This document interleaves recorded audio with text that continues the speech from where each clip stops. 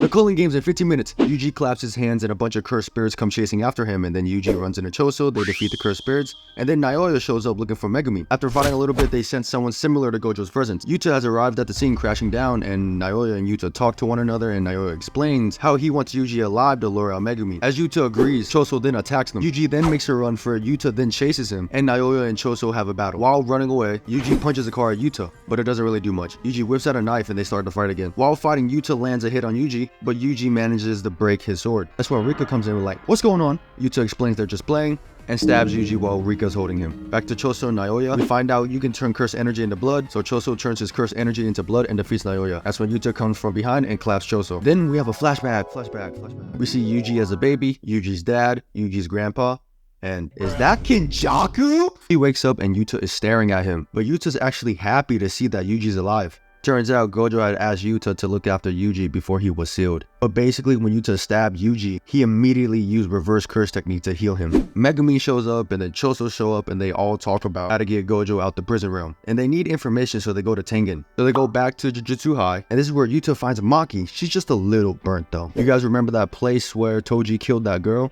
That's where they're going right now. After a while, they find Master Tengen. Tengen then explains a whole bunch of stuff, but we're gonna talk about the most important stuff. Tengen is immortal.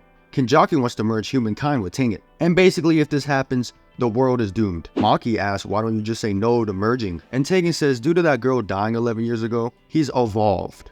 And now Tengen is more cursed spirit than human, making him a target of cursed spirit manipulation. It's like a twist of fate. Toji got in the way and killed the star vessel. Geto has cursed spirit manipulation. All part of Kenjaku's master plan, bro. The reason for the Culling games is because the Culling games is like a ritual, so it can be easier to merge humankind and Tengen together.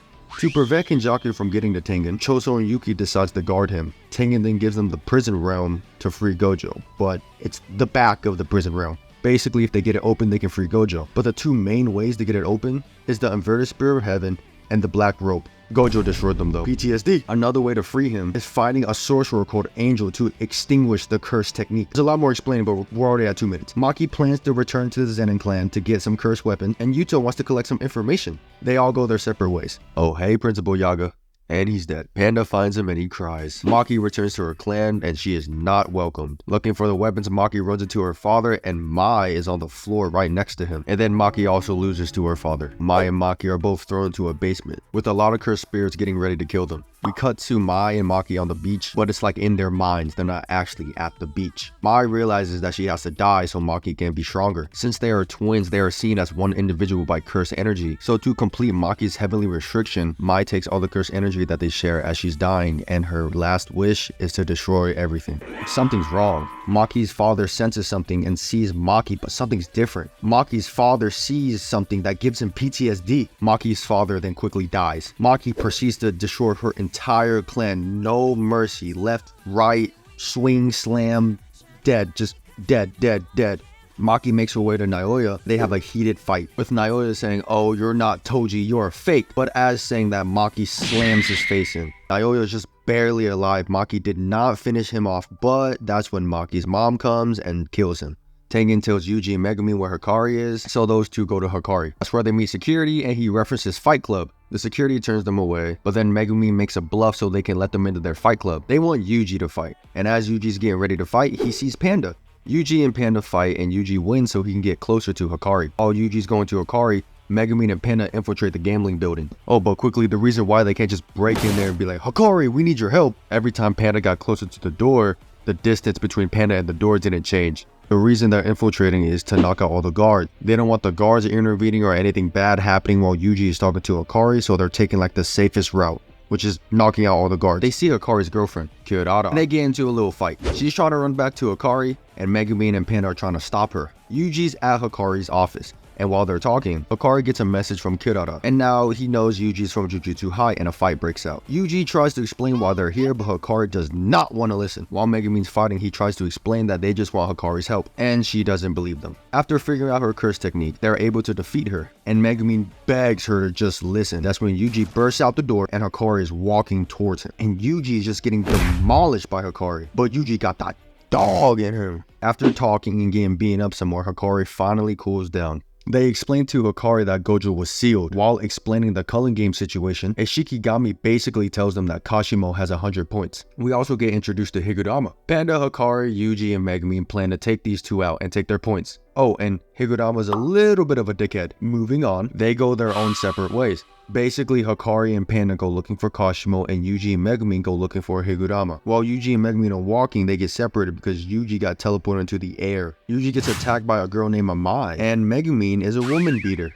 Can I say that on YouTube? The girl that Megumi is fighting is named Remy, and she happens to know the location of Higurama. Back to Yuji, he's fighting Mario now. After Mario backs Yuji up in a corner, Yuji goes full caveman mode and just punches him. And then this guy shows up and tells Yuji where Higurama is.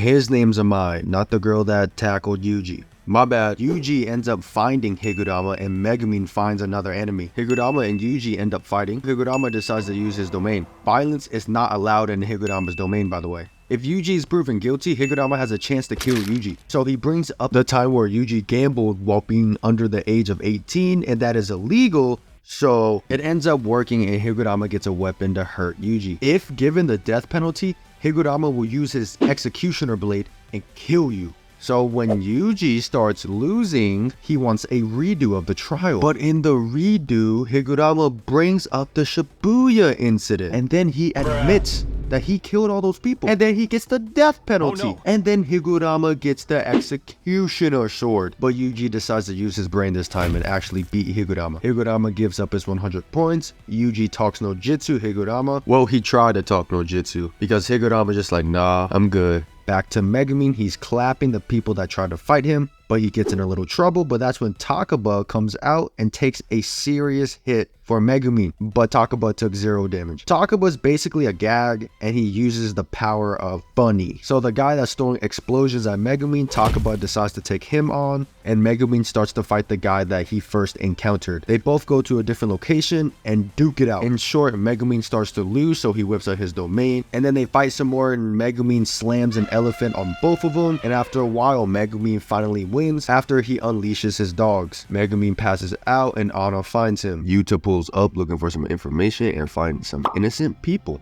He then feels something's wrong and tells the people to run inside the stadium that they were behind. He finds a person running away from lots of cockroaches. After trying to save the person, he quickly sees him die. He then sees a bug-like monster named Kuruoshi.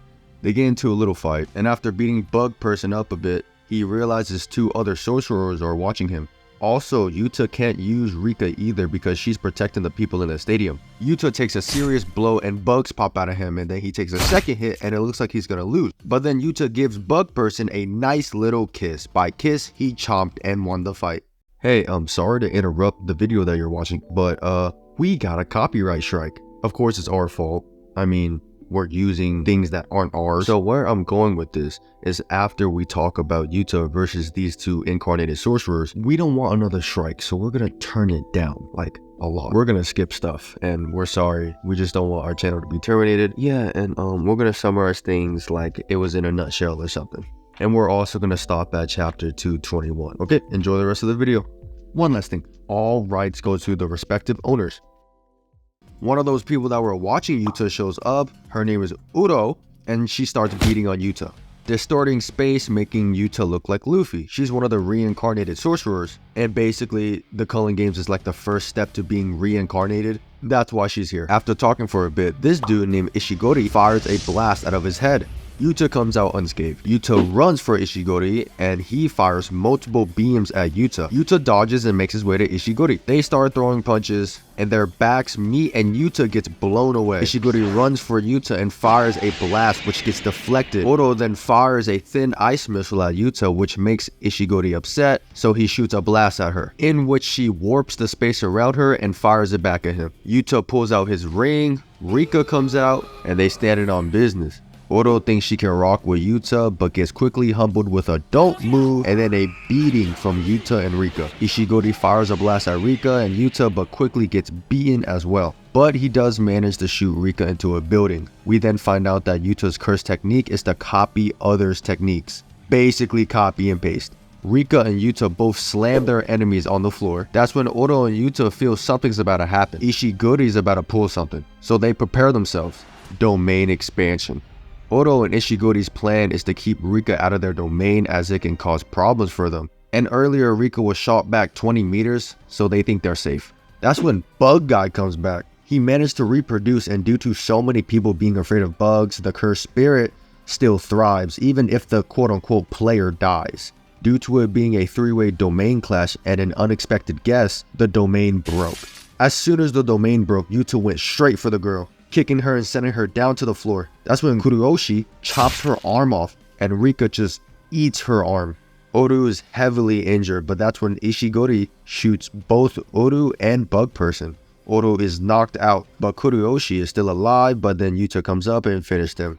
Yuta and Ishigori charges up their strongest attacks. They fire the attacks at each other, and Ishigori actually wins the beam clash. But it's not over because Yuta then rushes at him, and Rika in the back firing more beams at him, but Ishigori just negates the beam like it was water. He then tells Yuta it's over as he charges up a powerful beam. That's when Yuta uses Odo's technique and reflects the beam upwards, and after fighting a bit more, Yuta then holds Ishigori in place because his own beam, Ishigori's own beam, falls back down and defeats him. After fighting, they sit down and talk, and Yuta does get their points. Moving on, Panda found Kashimo, and Panda is losing pretty badly too. So Panda sends out his sister, and you know, she lost. And then we get a Panda backstory. Yeah, very sad. And then we get, you know, Panda, or what's left of him.